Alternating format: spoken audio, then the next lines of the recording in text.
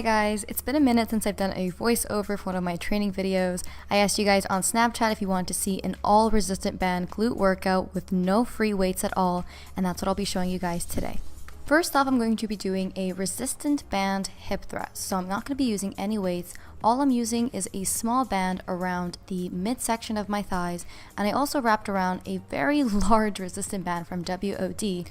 WOD sent me this resistant band to give a genuine review on them, and honestly, I've absolutely loved them, and I love to incorporate these as accessory work for the hip thrust that I do with the barbell. For this exercise, I like to support my upper back and elbows on some sort of a bench, and I like to initiate this movement by driving my weight through my heels and thrusting my hips forward until my glutes are fully contracted.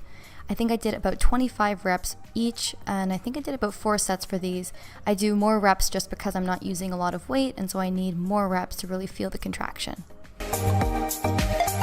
Next up, I'm performing banded squats by using a hip circle. I'm going to be pointing my toes outwards and pressing my weight into my heels so I can get an optimal glute contraction and activation. I like to drive this movement by using my glutes, and what I do is I pretend that I'm getting into a seated position, almost like there's a stool that's just waiting for me at the bottom, and I'm just sitting in there with an upright back.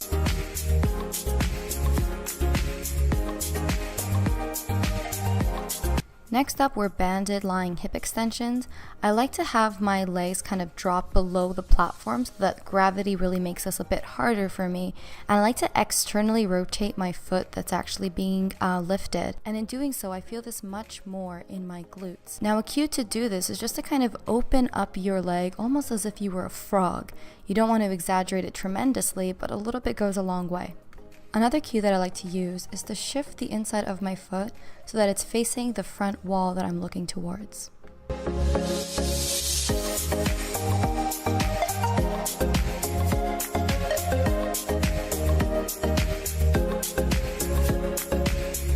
As I was trying to do some kickbacks, this kind of tore out, and I think I was just going a little bit too hard with it, and as you can see here, it snapped in half. I had to find another resistant band. I used a lighter one after this, and you know what? I get a good contraction regardless. The foot that is being lifted off the ground, I like to wrap it around the midsection of my shoe. The grip that shoes offer allow it to really stay intact without moving so much, and the resistant band is also wrapped around the ankle of the foot that's rested. When performing these, I like to keep a straight back and supporting my upper back with my hands distributed shoulder width apart. As I kick my leg up, I'm really trying to squeeze at the top, and as I drive my knee towards the center of my body, I still maintain the resistance of the band. This allows for my muscles to be activated throughout the entire movement, as opposed to just the concentric part.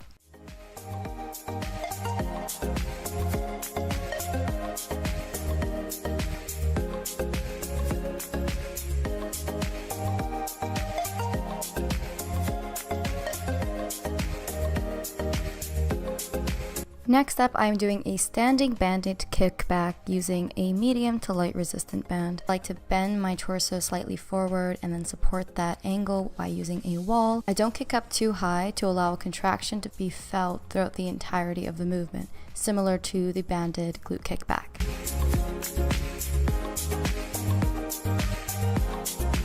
One thing I want you guys to remember when you're doing any lateral walks, especially when you're banded, is to make sure that you are pressing from the leg that is going to be stationary.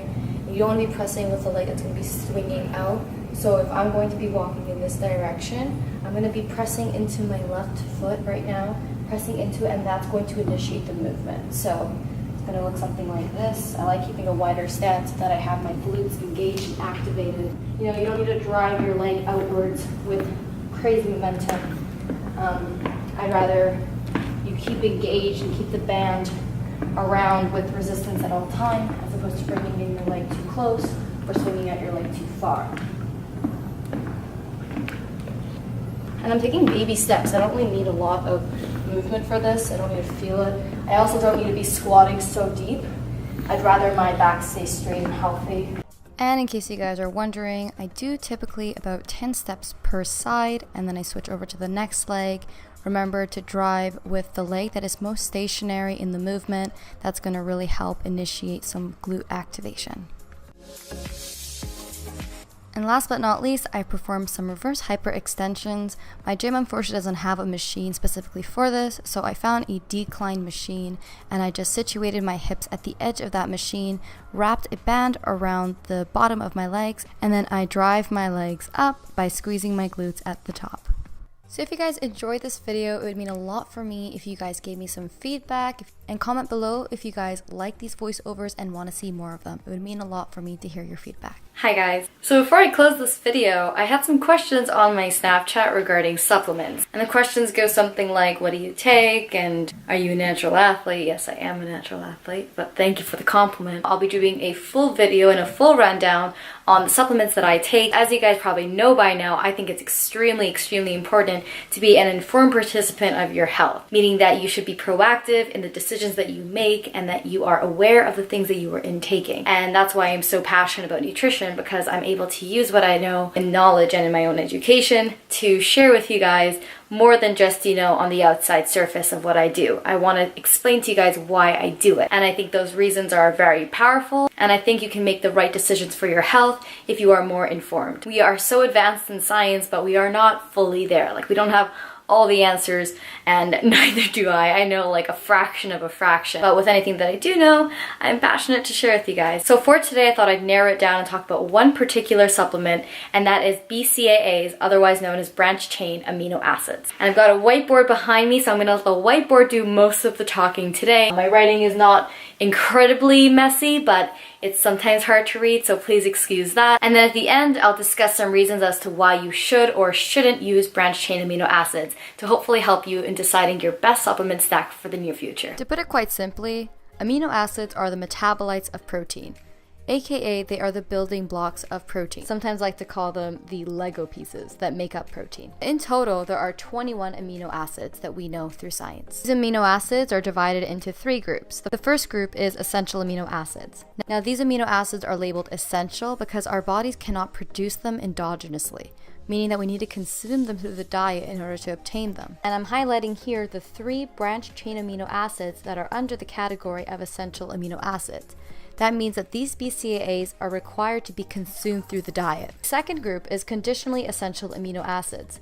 These amino acids can be essential based off of circumstances. For example, a deficiency in proline will ultimately make it an essential amino acid. The third group is non-essential amino acids, and this is just a group of amino acids that our bodies can synthesize quite readily, and so there isn't really a risk in terms of them becoming essential. And again, because we're discussing branched chain amino acids, today I'll be talking about isoleucine, valine, and leucine. Now let's talk about the branched chain amino acids. I've categorized them kind of on the stairwell of importance. I put leucine here on the top, as well as putting a crown on it to really emphasize it's important in bodybuilding, muscle growth, and overall contribution in recovery. I put isoleucine here because it is important, but it's not as important as leucine in terms of increasing muscle size. And then I have here valine, which kind of just tags along, does similar things, but nowhere near as much as leucine. So the primary function of leucine is that it activates mTOR for muscle hypertrophy. It's able to sense amino acid availability. When amino acids are sensed to be available, mTOR activation happens, which is very important for skeletal muscle hypertrophy. Studies have also shown that supplementation with leucine reduces muscle breakdown, soreness, and fatigue that are all exercise induced. I also want you guys to keep in mind that leucine are not a stimulant, so they're not going to increase athletic performance. As I've mentioned, leucine takes the crown. There's isoleucine as well, which does similar things to leucine, but not as significantly. Isoleucine is also known to support glucose uptake. So that allows us to actually uptake glucose, use it as energy during times of exercise. And then there's valine, and then valine kind of just drags along. I didn't find a lot of studies out there that really show valine being a significant factor in terms of muscle growth, but it does play somewhat of a role, and it is essential for other needs, such as the needs to produce enzymes, and so it's one of the central blocks to making enzymes. So as I talk about all these perks of branched chain amino acids, you might be wondering, should I be taking them? Because everything sounds great. Well, I think branched chain amino acids are great, and I take them myself, but there are some things that you might want to consider. As I talked about earlier in this video, I discussed discussed how amino acids are the building blocks of protein. Branched chain amino acids are labeled essential, meaning that in order to source our body, we need to consume them because our body just can't synthesize them endogenously, which means that we might be providing our bodies with enough branched chain amino acids to support protein synthesis. This is ultimately going to be dependent on your protein sources and the quality of those proteins. Not all proteins are equal, meaning that proteins are made up of different amino acid sequences. A complete protein would be a protein that has all the essential amino acids within them, and only when your body has all the required essential amino acids can protein synthesis be promoted. If one or two are missing, then protein synthesis stops completely. Common examples of a complete protein are animal products, such as cheese, egg whites, and chicken. And incomplete proteins are non-animal products, such as rice, sweet potatoes, lentils, beans. In order to obtain a quality source protein, vegetarians and vegans need to do something called complementation. Basically, you'd be consuming two sources of protein that are incomplete on their own, but together they complement one another to become a complete protein source. For example, beans and rice. Beans are a great source of the amino acid lysine, but are low in methionine. But if you added in rice, which is low in lysine and high in methionine, you get a complete protein. So with that in mind, who should be taking BCAAs? Firstly, I recommend BCAAs to individuals who consume a vegan or vegetarian diet, or for anyone who doesn't readily consume enough protein or complete protein sources. I also recommend BCAAs to those who are in a caloric deficit or to those who are experiencing a fat loss period. This just allows a pool of amino acids in the body ready for use, especially during a time of a caloric deficit,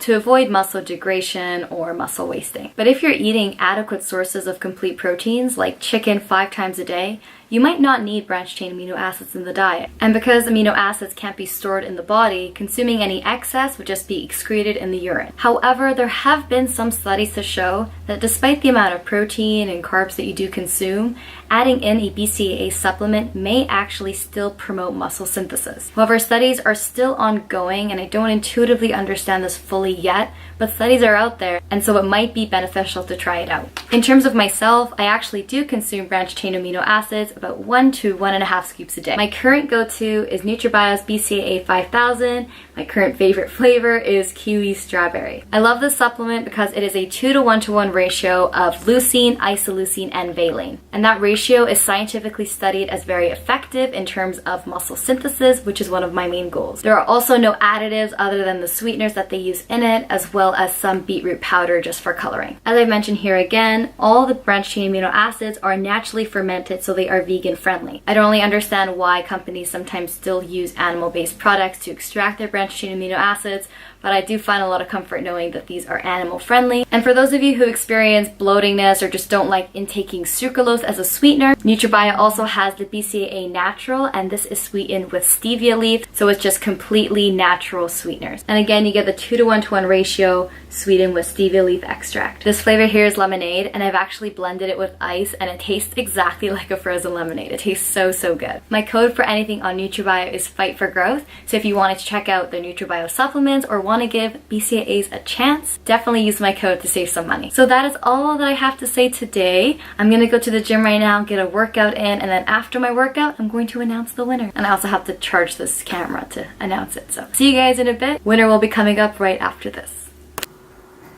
Congratulations, Desiree D. Desiree takes care of her body to give 10 minutes in the morning and the evening to lay down on the mat and breathe deep. It helps to settle the mind, calm the body, and just focus on being present. Sometimes I'll do this throughout the day as well if I'm really wound up or needing a break. I've read so many of these and I've wanted to pick like 10 before even getting to the other half. But then I thought, you know what, let's just make it a completely random opportunity so that everyone has the ability to win, just like any one of my other giveaways. So I want to congratulate you, Desiree, and thanks to everyone who's entered this giveaway. And thank you again for the 10K. We're doing the challenge in my upcoming video and I am so nervous. I'll be asking you guys on Instagram what you guys want to see me eat. And if you guys say cinnamon buns, then you guys are my true best friends. I love you guys. Anyways, I'm gonna close this up and then edit this for the next day. I hope you guys are having an incredible day so far, and I want to thank you guys so much for watching. Stay strong, and I'll see you soon. Bye guys.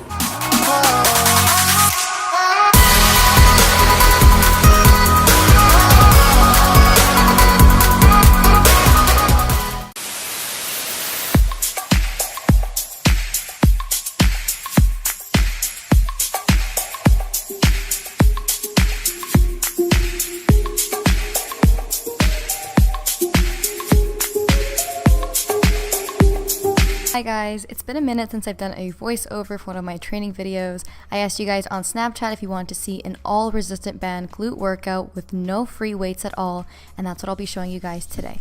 First off, I'm going to be doing a resistant band hip thrust. So I'm not going to be using any weights. All I'm using is a small band around the midsection of my thighs, and I also wrapped around a very large resistant band from WOD. WOD sent me this resistant band to give a genuine review on them, and honestly, I've absolutely loved them, and I love to incorporate these as accessory work for the hip thrust that I do with the barbell. For this exercise, I like to support my upper back and elbows on some sort of a bench, and I like to initiate this movement by driving my weight through my heels and thrusting my hips forward until my glutes are fully contracted. I think I did about 25 reps each, and I think I did about 4 sets for these. I do more reps just because I'm not using a lot of weight, and so I need more reps to really feel the contraction. Next up, I'm